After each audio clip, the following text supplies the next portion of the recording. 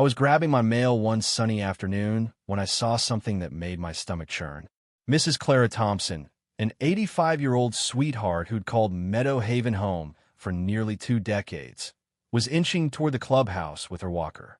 Her steps were slow but steady, her eyes bright with anticipation for the weekly book club she'd never missed.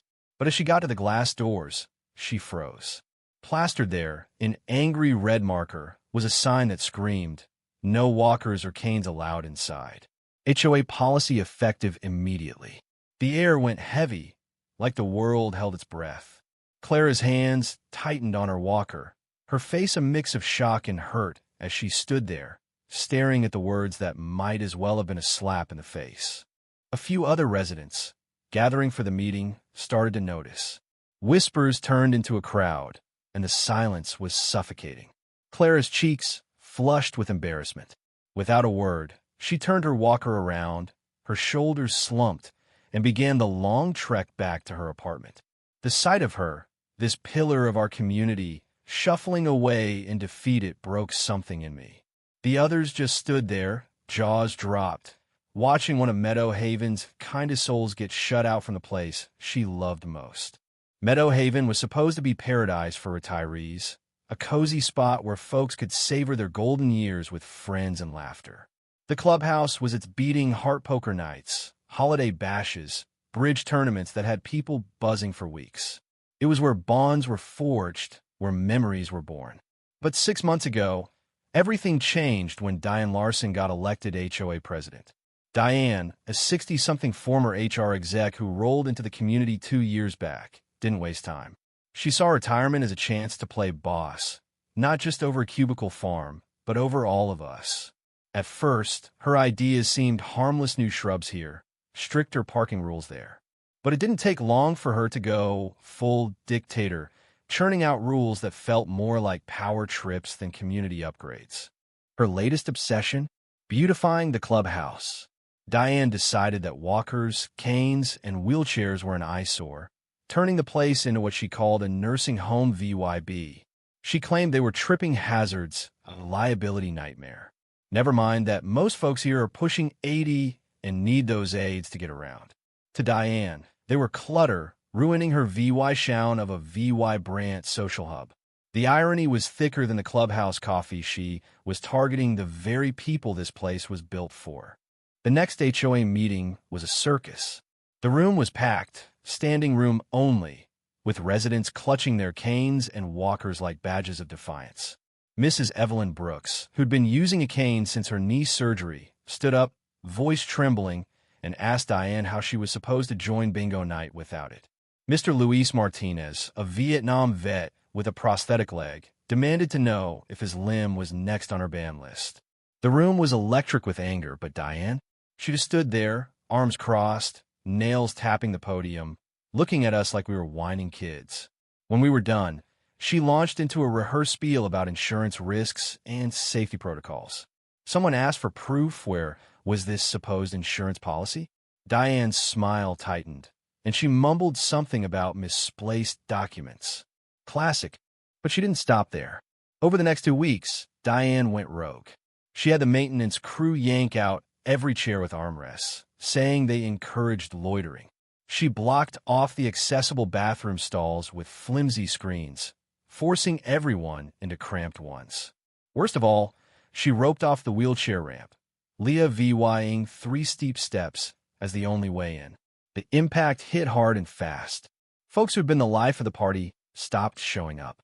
Poker nights went from a lively dozen to a sad quartet. The book club Clara had poured her heart into for a decade, canceled. Bridge tournaments? History. Our community, once buzzing with warmth, was crumbling under Diane's iron grip, and I couldn't just stand by. Then, out of nowhere, hope showed up in the form of Lily Zhang, the granddaughter of Mrs. Mei Huang. Lily, a sharp-as-a-tack disability rights lawyer from the city, came to VY Sit and heard about Diane's reign of terror. She was Lee VYD. That weekend, she holed up in her grandma's apartment, digging through federal ADA laws and HOA bylaws. What she found was a bombshell. Diane wasn't just being a jerk, she was breaking serious laws. The Americans with Disabilities Act didn't mess around, and Diane's policies were a textbook case of discrimination. Lily didn't hesitate. She helped us file a complaint with the Department of Justice and tipped off local news stations. Within days, Meadow Haven was all over TV and social media. The story of an HOA president banning mobility aids went viral, with thousands slamming Diane's heartless rules online. Diane, though, doubled down. In TV interviews, she painted herself as the VY Tim, insisting she was just keeping standards high and protecting residents. It was tone-deaf and infuriating, like she couldn't hear how cruel she sounded. The pressure was mounting, but the real turning point came when an ADA compliance officer showed up. They tore through the clubhouse, documenting everything: the roped-off ramp, the blocked bathrooms, all of it. Then they found the smoking gun, Diane's emails to the maintenance staff. In one, she wrote, "We need to keep the clubhouse looking young and lively, not like a hospital wing full of old folks." It was cold, calculated, and undeniable proof of her intent to push out anyone who didn't fit her image. When confronted, Diane played dumb, claiming her words were misunderstood. But the officer wasn't buying it. The EVY Denke was airtight, targeted the elderly and disabled, building barriers to keep them out. Things got wild when Diane, desperate to save face, started tailing the officer, arguing and even blocking their camera. She was unraveling. It all came to a head when she physically stood in the way of their work. That's when the officer called 911. Minutes later, 2 cop cars rolled up, lights flashing. Diane was read her rights obstruction of a federal investigation, interfering with an official proceeding and multiple CIVYL rights violations. The click of the handcuffs echoed as she was led out, her pristine blazer wrinkled, her perfect hair a mess. The residents, gathered outside, watched in stunned silence. The woman who'd terrorized us was finally getting what she deserved. Right in the clubhouse, she'd turned into her personal fiefdom. In court, Diane's facade cracked. The judge sentenced her to 18 months in federal prison and a $50,000 fine. Her tear-streaked face was plastered across every news channel that night, a far cry from the smug tyrant we'd known. Meadow Haven started to heal. The ramps were reopened, the bathrooms fixed, and the book club was back on. But the scars lingered, and the questions kept swirling. What do you think? Did Diane deserve her punishment? Or was she just misguided? Should HOA presidents have this much power over communities like ours? And how far would you go to stand up to someone like her? Drop your thoughts below.